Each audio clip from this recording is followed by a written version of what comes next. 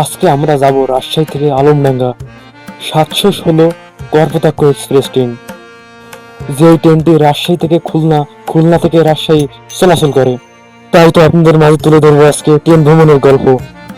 কিভাবে আসলাম, কত টাকা ভাড়া, কয়টার দিক ট্রেন ছাড়ে, সমস্ত কিছু এই ভিডিওর মাধ্যমে দেখতে পারবেন, জানতে পারবেন। তাই ভিডিওটি না টেনে সম্পূর্ণ দেখার অনুরোধ রইল। আর ভিডিওটি ভালো লাগলে লাইক করবেন, কমেন্ট করবেন, শেয়ার করে সবাইকে দেখার সুযোগ করে দেবেন। তো চলুন শুরু করা যাক।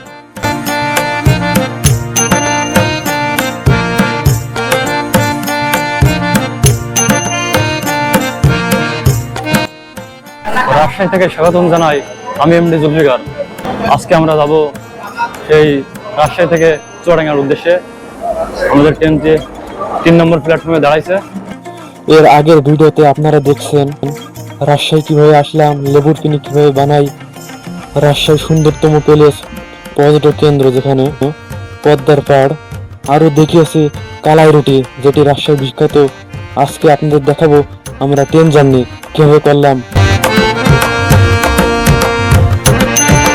খুলনা রাজশাহীগামী ট্রেন সাগরদাড়ি কর্পোতাক্ষ এক্সপ্রেস প্রতিদিন চলাচল করে। কর্পোতাক্ষ এক্সপ্রেস ট্রেনটি রাজশাহী থেকে ছেড়ে যায় দুপুর 2টা 30 মিনিটে, খুলনায় পৌঁছায় রাত 9:30টায়। এই ট্রেনটি আবার সকাল 6টার দিকে ছাড়লে দুপুর 12:30 বা 1টার দিকে রাজশাহী পৌঁছায়। তবে আপনারা চাইলে এসি, নন এসি, ভিআইপি সিটও বেছে নিতে পারেন বা কাটতে পারেন টিকিট। তবে সেই ক্ষেত্রে ভাড়াটা একটু বেশি পড়বে। তবে আমরা নন এসিতে কাটছিলাম, যার কারণে আমাদের ভাড়া পড়ছিল জনপ্রতি 180। দেখতে দেখতে রাজশাহী স্টেশন ছেড়ে অনেক পথ পেরিয়ে চলে এসেছি। তবে প্রকৃতি দেখার পাশাপাশি চা খাওয়ার একটা ফিল সেটি ট্রেনের ভিতরে আপনারা পাবেন। তবে দেখতে দেখতে চলে এসেছি আমরা আবদুল্লাপুর রেল স্টেশন। এখানে আসতে দেখি পঞ্চগড়গামী দ্রুতগামী এক্সপ্রেস ট্রেনটি আবদুল্লাপুর স্টেশনে দাঁড়িয়েছে লাইন ক্রসের জন্য। তবে আমাদের ট্রেনটি এখন আদিমপুর স্টেশনে দাঁড়িয়েছে। এখানে কিছু যাত্রী তুলে নিয়ে আবারও রওনা দেবে নেক্সট স্টেশনের উদ্দেশ্যে।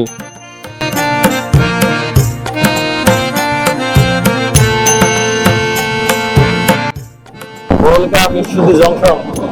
আমাদের ট্রেনটি এখন প্রবেশ করবে ঈশ্বরদী জংশনে।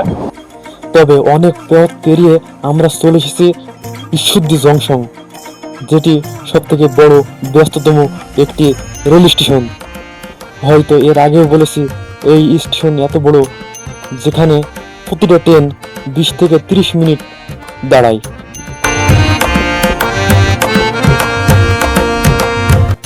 তবে আশ্চর্যজনক বিষয় হচ্ছে এটাই যে আপনি ট্রেনের ভিতরে সমস্ত কিছু খেতে পারবেন এবং কিনতে পারবেন, যেটি ট্রেন ভ্রমণ পেশাদের জন্য একটি অন্য মাত্রা যোগ করেছে। কম কত? হ্যাঁ, কত করে? এই ঈশ্বরদী আসলে আপনারা এই গরম রুটি পেয়ে যাবেন, সাথে কলা। আমরা এখন কলা কিনেছি। আমাদের ট্রেনটা এখন ঈশ্বরদী স্টেশনে দাঁড়াইছে। তবে আমার দুর্দান্ত লাগে রুটির সাথে কলা খেতে, তাই তো আপনাদের মাঝে বারবার এটি তুলে ধরি। তবে আমাদের ট্রেনটি কিছুক্ষণের মধ্যে ছেড়ে দেবে।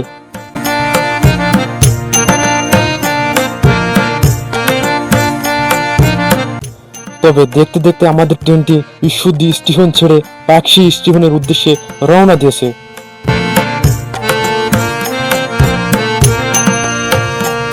আমাদের ট্রেনটি পাকশি স্টেশনের উদ্দেশ্যে রওনা দিয়েছে। তবে অনেক দূর থেকে দেখা যাচ্ছে রূপপুর পারমাণবিক বিদ্যুৎ কেন্দ্র। তবে দূর থেকে অসাধারণ সুন্দর লাগছিল, সাথে ট্রেন জার্নি আর পাশের সবুজ প্রকৃত ভিউ দুর্দান্ত লাগছিল।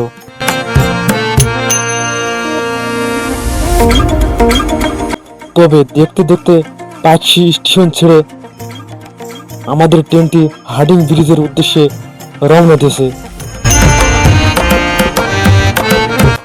তবে আমরা এখন হার্ডিং ব্রিজ পার হচ্ছি। তবে এর আগের ভিডিওতে আপনাদের মাঝে তুলে ধরছিলাম হার্ডিং ব্রিজের ইতিহাস। তবে আপনারা যারা দেখেননি ওই ভিডিও থেকে দেখে আসতে পারেন।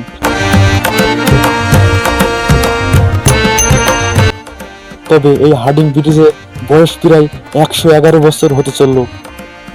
তবে এখন দেখলে মনে হবে কেবল নতুন তৈরি করা।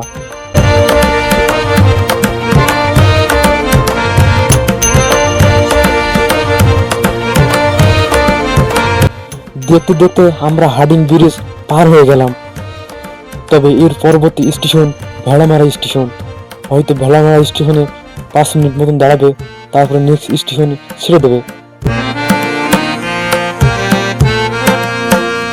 তবে ট্রেন চলতে চলতে দেখি পাশের সবুজ প্রকৃত ভিউ আর রাস্তায় বাইক চালাচ্ছে, যেটি দেখতে অপরূপ সুন্দর ছিল। তবে দেখতে দেখতে আমাদের ট্রেনটি এখন ভেড়ামারা স্টেশনে চলে এসেছে।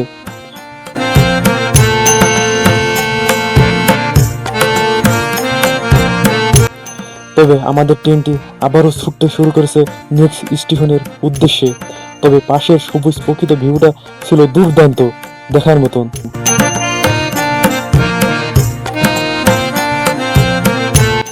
দেখতে দেখতে চলে এসেছি আমরা পোলাধোয়া রেল স্টেশন। তবে পরের স্টেশন আলমডাঙ্গা স্টেশন, আমাদের গন্তব্য আলমডাঙ্গা পর্যন্তই। তবে দেখতে দেখতে লাল ব্রিজ পার হয়ে চলে যাচ্ছি আলমডাঙ্গা স্টেশনে। আর আজকের ট্রেন ভ্রমণের গল্পটি কেমন লেগেছে অবশ্যই কমেন্টে জানাবেন। আমরা চলে এসেছি আলমডাঙ্গা স্টেশন। তবে ভিডিওটি আজকে এখানে শেষ করব। সবাই ভালো থাকবেন, সুস্থ থাকবেন, দেখা হবে অন্য কোনো ভিডিওতে। আমার ভিডিওটি ভালো লাগলে অবশ্যই লাইক, ফলো অ্যান্ড শেয়ার করে দিবেন সবাই।